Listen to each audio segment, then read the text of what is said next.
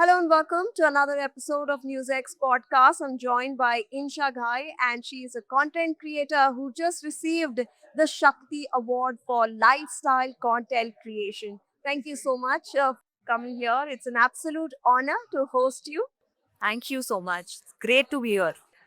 Firstly, let's start off with social media because that's your field of work. I want to understand that represents a very curated lifestyle. How do you remain authentic in such a world? I think it's about being yourself. If you're true to yourself, you will anyway come out as social media as yourself. And if people resonate with you, they will follow you. They will love your content. They will just go ahead considering that there's this person I can relate to. I can be like this person. So, yeah, I think it's very important to be yourself first. And instead of pretending who you're not, it's anyway better to just go out there and be yourself.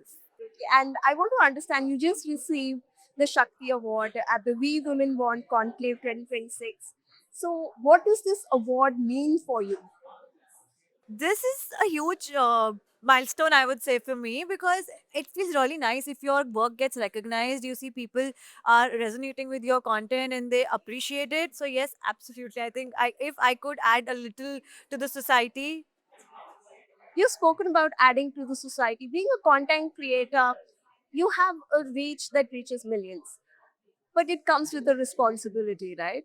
So, how do you balance that? And do you think that puts kind of some pressure on you?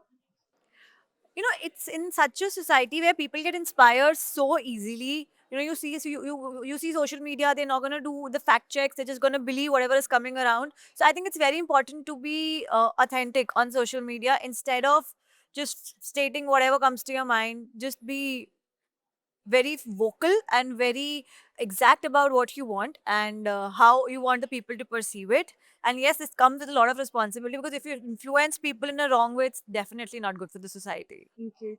And we are at a conclave that celebrates women today.